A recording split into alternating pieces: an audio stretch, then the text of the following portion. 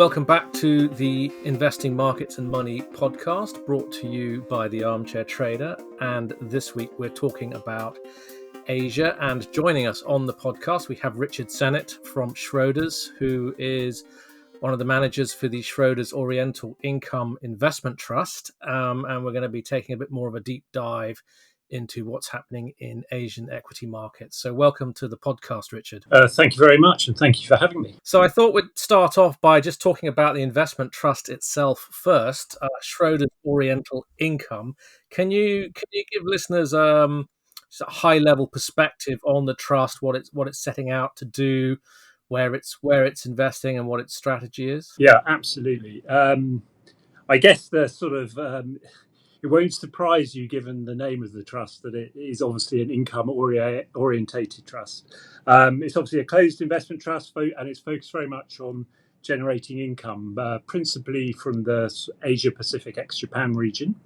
To quote the sort of investment objective, it is to provide a total return for investors, primarily through investments in equities and equities-related investments of companies which are based in or which derive a significant proportion of their revenues from the Asia-Pacific region and which offer attractive yields. Quite a mouthful, but to give you sort of a feeling for what that actually means in practice, and obviously you can get more details of all of this in our annual report. But the trust is quite broadly spread by both sector and by country. From a country perspective, you can roughly divide it up into what I'd say four sort of main areas. They're sort of the North Asian, more export-related markets. So they're things like Korea and Taiwan, and they make up roughly 34% of the portfolio. And then you've got Hong Kong and China, which is just under 30%. And here we'd be quite underweight versus our benchmark in China, which is sort of partially offset, but by still very underweight the combined entity of by an overweight in Hong Kong. And then Singapore and the other ASEAN markets, so that's the likes of sort of Thailand, Indonesia, Philippines, and Vietnam, make up a sort of about a quarter of the portfolio, with Australia making up just under 20%, around 18% of the portfolio as well. So it's sort of quite broadly based across those different zones, but they sort of have quite heterogeneous properties to an extent. And from a sort of sector perspective, the two biggest sectors are financials and IT. And they're both very roughly around sort of 30% of the portfolio. And we're overweight in both of those. And I dare say I'm going to talk about those in a bit more detail later. Perhaps if I just sort of highlight how we do things and to give a bit of colour about the way that we invest. And I think the key point is that, from a sort of philosophical perspective, we believe that the markets in Asia are inefficient. And so the best way to sort of extract those inefficiencies is through a fundamental bottom-up approach. And to help us do that, we've got a large team of analysts based out in the region, over 40 analysts, who are going out and analysing the companies. And as a house, we do around 2,600 company meetings each year. So it's very much that stock selection is very much at the sort of the core of the process, if you like. What we don't do is sort of screen the universe for the highest yielding stocks and, if you like, and backfill the portfolio with those names. What we're actually trying to do is to buy into stocks where we feel there is obviously an income rationale for the stock to go into the portfolio, but there is also potential for capital upside as well. And talking about income in the Asian portfolio, obviously you're looking for companies that have a decent dividend yield. I mean, how do companies in the region compare with, say, European or North American companies in terms of the dividends that they pay out? Yeah, if you look at sort of, and I think it's one of the sort of interesting things about Asia is that the absolute level of yield is slightly lower than that you'd find in sort of UK and Europe, but not materially so. But where I think sort of, particularly when you sort of look at it vis-a-vis, say, sort of the UK, I think it's sort of quite interesting is that there's actually quite a what I describe as a quite a breadth of income opportunities. So we sort of know, the UK is relatively concentrated from a yield perspective. I think it's just under something around 10 stocks that make up about 50% of the income there. Within sort of an Asian context, to give you a feel, it's more like around 45 stocks. So that's quite important for me as a sort of an active stock picker. If I want to be able to get some of the, generate some income, it's not that I'm having to go to a very limited number of names to do that. And so I think one of the key things that that sort of Asia gives you to an extent is that sort of is that sort of diversification away in a way for people who've sort of got maybe perhaps quite a lot of their income being generated by more UK stocks. How do you see the outlook for yield from Asian stocks going forward? Is that more being driven by the strength of the economy, or is it more the fact that management teams are becoming more uh, keener on their shareholders and wanting to pay out bigger dividends than they might have done historically? Yeah, that's also good. I mean, ultimately, I think where sort of earnings go, dividends are sort of going to follow. So it's quite sort of it is going to be driven, obviously, by the underlying earnings growth of what's going on in the region. But I think it's fair to say that there are different parts of the region which have got different sort of approaches to dividends. So it's quite and and there's some areas which are quite low at the moment where potentially over time that can rise. So you've got traditional markets like sort of I guess Hong Kong, Singapore, Australia that have all got relatively high yields. The Taiwanese market's also relatively okay yield given how much technology is in that market. But and payout ratios as a whole are sort of in aggregate around about sort of 40% roughly at the moment. So from that perspective, what I quite like is the fact that they're not paying out very high levels of income at the moment. So there is scope over time for that potentially to rise, but I wouldn't, that's not something necessarily you have to bank on. But I think what's important more is that if things perhaps get a little bit tougher or things slow down a bit, there is potentially some resilience to dividends, if you like, in the sense of where payout ratios are today. And I just add to that there's sort of it's also the other point which I think is worth mentioning is around resilience of dividends is just sort of the level of gearing that Asian companies have in aggregate, which is relatively less than you'd see in most other regions globally. So from that perspective, there is a bit of resilience there. One thing you do have to watch, of course, is that in short-term trends, if sterling can be a bit of a sort of I suppose have an impact on the sort of absolute translation of dividends back into of local dividends back into sterling. So if sterling is strong, that tends to be a bit of a headwind. If sterling's weak, that's a bit of a tailwind. To your question, I guess part it's a bit of a long-winded answer, but part which I didn't really address, I suppose, is around is there potential for other regions to sort of increase dividend payout ratios. I mean, one market which is sort of talked about quite a lot at the moment from that sort of perspective is sort of Korea, because historically payout ratios have generally been quite low compared to the rest of the region there. And they've as you're aware, would have adopted a value up program, which is sort of loosely based on what we've been seeing in sort of Japan. And I think, that's sort of, I'd say, a bit of a slow burn at the moment. But, ultimately, I think, particularly, I mean, there has been an improvement from some companies, but I think, that will take time.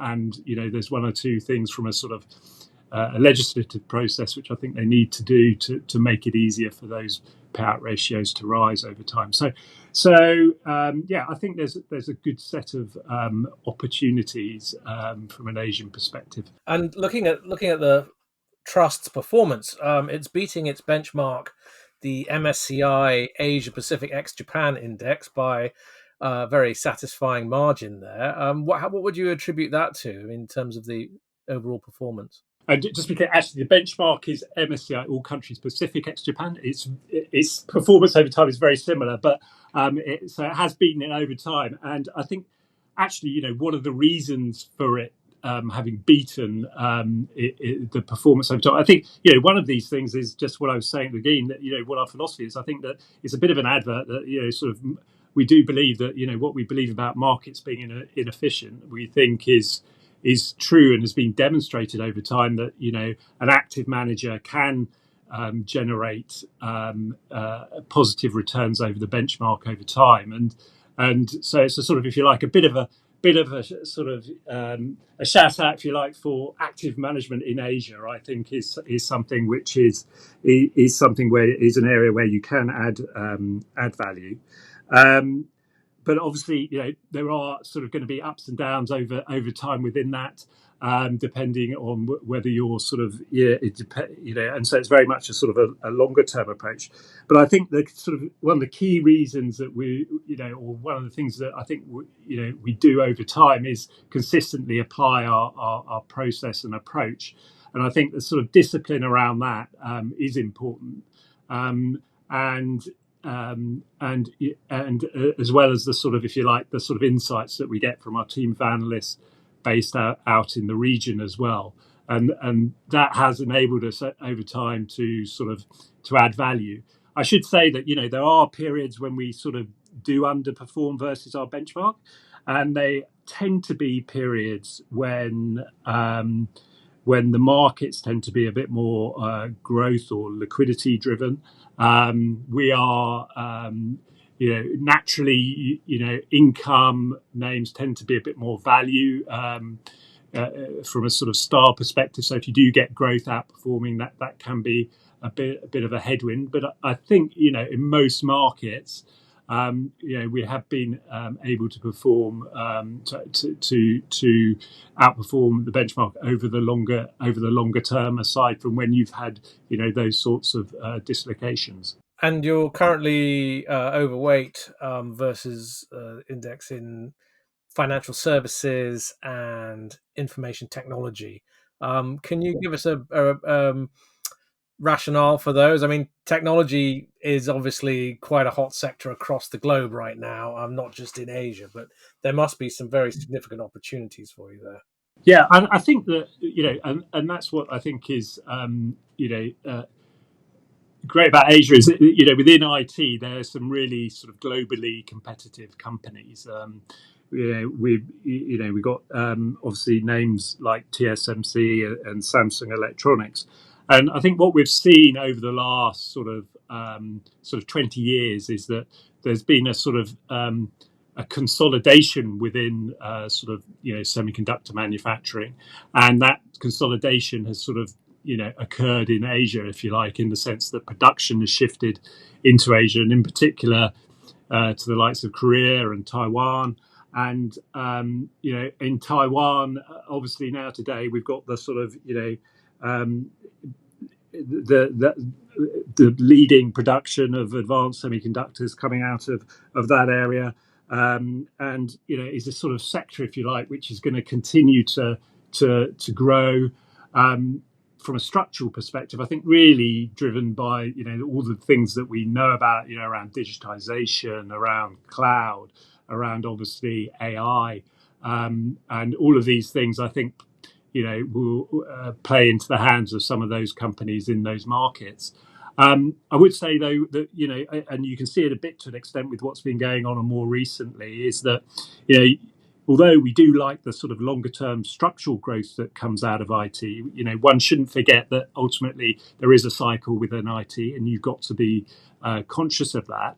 And that has seen us, in certain areas of certain parts of AI, for instance, some names have got a bit extended, and we sort of avoided those which have done, very well.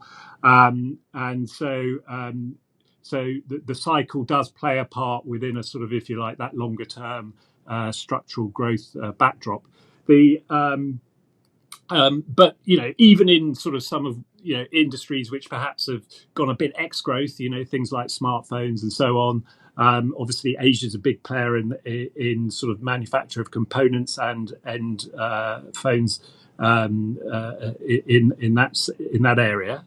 And even there, you do get sort of replacement cycles and so on, where given that there's almost been a sort of a slowdown of growth in that area, there's also with that has come quite a consolidation, and that means that when there is a pickup, actually some companies can benefit from that in a relatively material way. And financial services, I guess, has also been a good sector to be in Asia now, because that's part of the economy there that's growing gangbusters, basically. Yeah, no, I mean financial services, is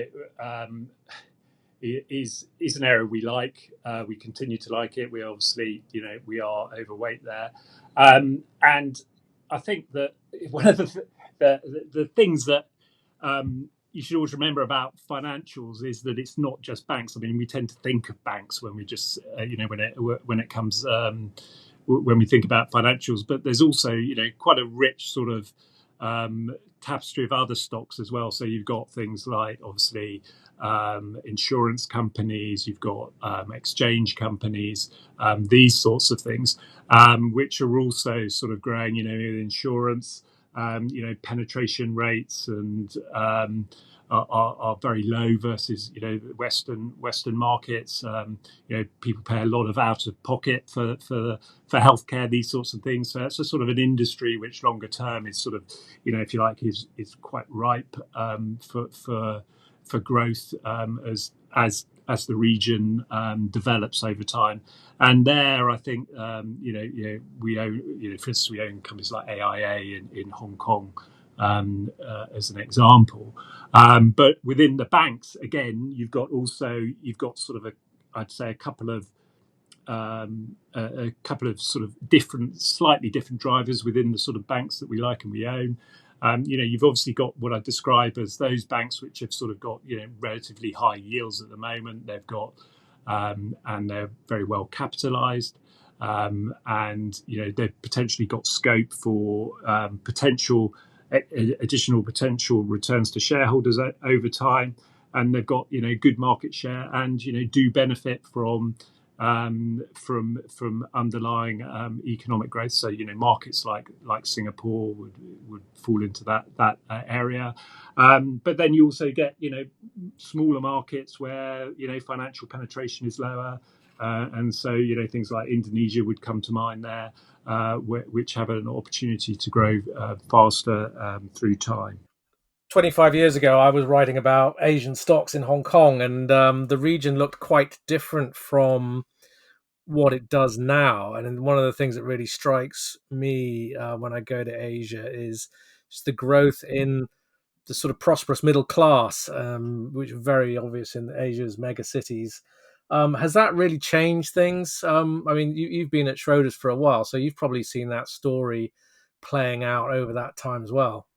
Yeah, no, absolutely. I mean, yeah, it's. I mean, I've been at Schroders sort of, I suppose, well, I've lost count a bit, but over 30 years. So yeah, I've sort of been following Asian markets for a while. I mean, when I first started looking at sort of, the Asian region as such, it was quite interesting that the sort of the main focus of people's attentions was on the sort of ASEAN markets, the sort of Malaysias, the Singapore, Thailand, these sorts of places were the biggest markets in the region, and they have obviously they're obviously much less significant now compared to some of the other markets, like particularly things like Korea, Taiwan, and China have obviously grown materially over the course of that during the course of that period. So there has definitely been a lot of a big shift, if you like, to I'd say perhaps from sort of Southeast Asia a bit up into some of the more North Asian markets in the sort of the pace of, I suppose, the pace. I suppose what's been a particularly big driver in some of those markets has been around sort of things like the technology names that we talked about, but also, as you say, there's been quite a bit of growth coming from sort of that whole, if you like, middle class area of growth, which has led to sort of, if you like, increased consumption. But it's interesting. I mean, I don't think we should sort of cast aside sort of the potential for markets like across ASEAN, and it's a region of sort of I think it's around about 500 million people, something like that, and so there's a lot of potential consumers. And although it goes through again, there's always challenges, there's cycles with these things. I think from a longer term perspective, these sorts of regions can offer certainly a good diversifier away from just being, I suppose, more export focused, a range of stocks which sometimes you get out of some of the North Asian markets, as we talked about. I wanted to ask you about China, because obviously biggest economy in the region, possibly soon to be the biggest in the world.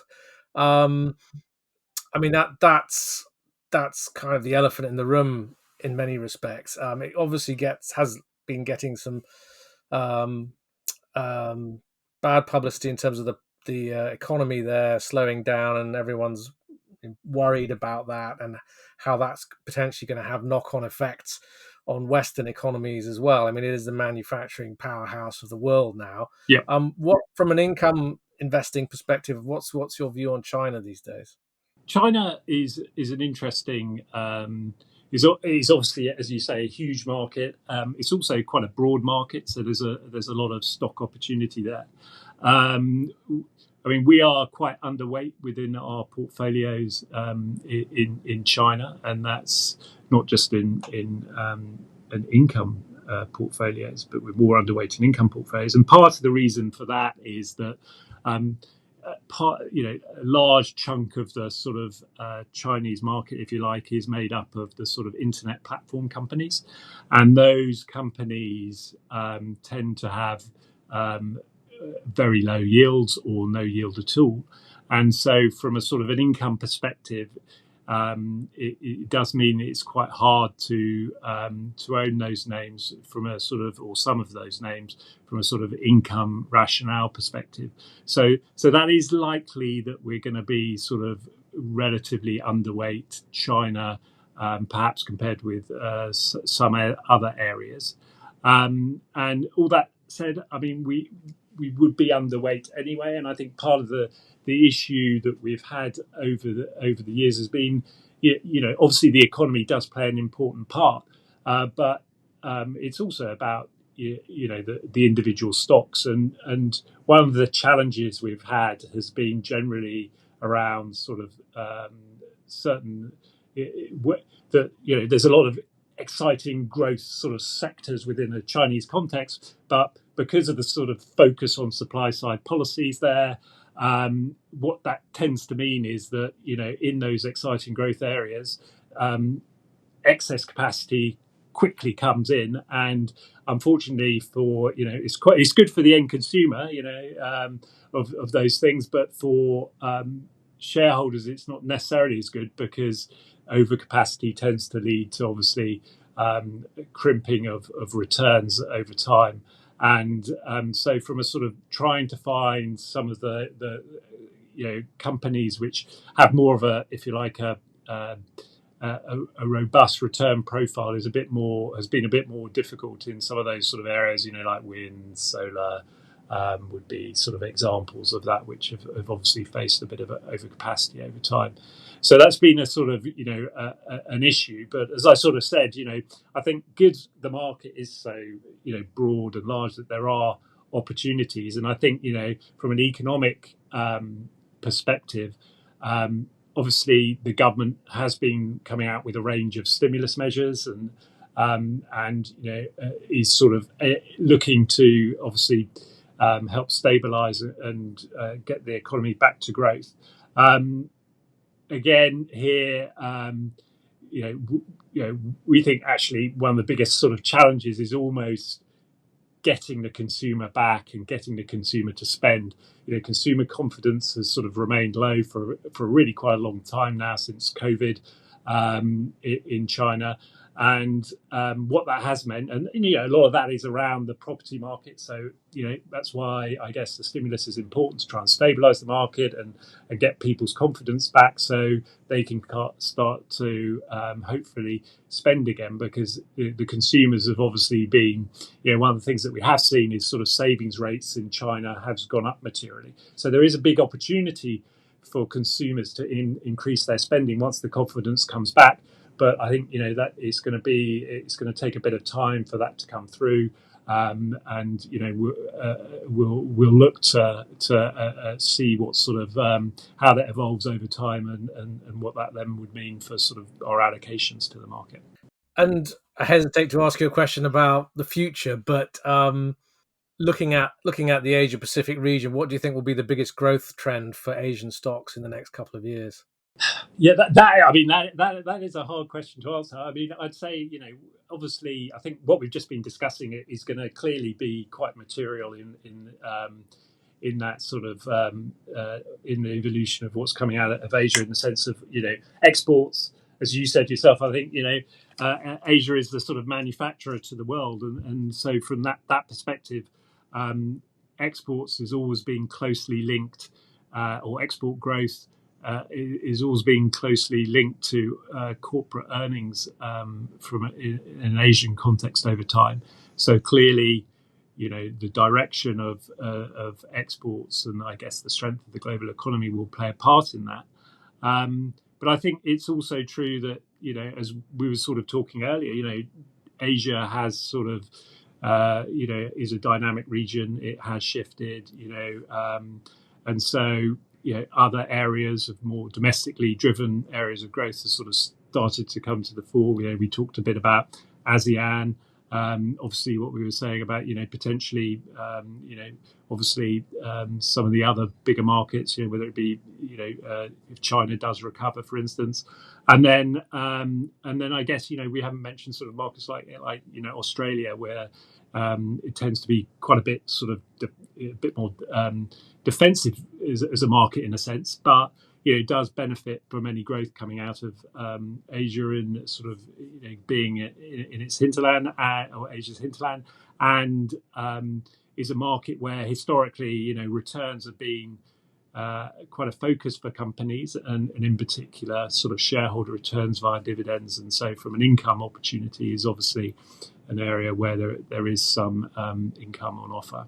And before we let you go, I just wanted to ask you a little bit more about the way you choose stocks for the fund. Back in the 90s, when I was writing about Asia quite a bit, there were a number of star fund managers who seemed to be always traveling around Asia, jumping on and off planes. They were always on the move, trying to cover as many companies as possible. You've got actually quite a large Asia team there, haven't you? I just wondered if you could tell us a little bit about how that helps you cover as wide a universe of stocks as you've got out there. Yeah, I mean, I think that it's a really good point. I mean, I think the sort of the depth and breadth of markets, as as we were talking about, has increased over time. So it's very hard, I think, to be that sort of single individual on the aeroplane. But and that's where I think having sort of as I think I mentioned, we've got about over 40 analysts. They're sort of based in 6 offices across the region. They're obviously going out visiting. Covering companies very closely, visiting companies, setting fair values, making recommendations and such like. And I'm drawing on their best ideas from a sort of an income perspective to construct a portfolio of around about roughly 60 odd names, and so that they are very important in that. And I think that knowledge that they have and their longevity of sort of tenure and experience is important. And we do tend to take a longer term view, as I sort of mentioned, and therefore having people that sort of understand the companies, understand where margins have been and can go, things like that, and potential for returns over time is important. And I should say that I'm obviously part of a team of fund managers as well.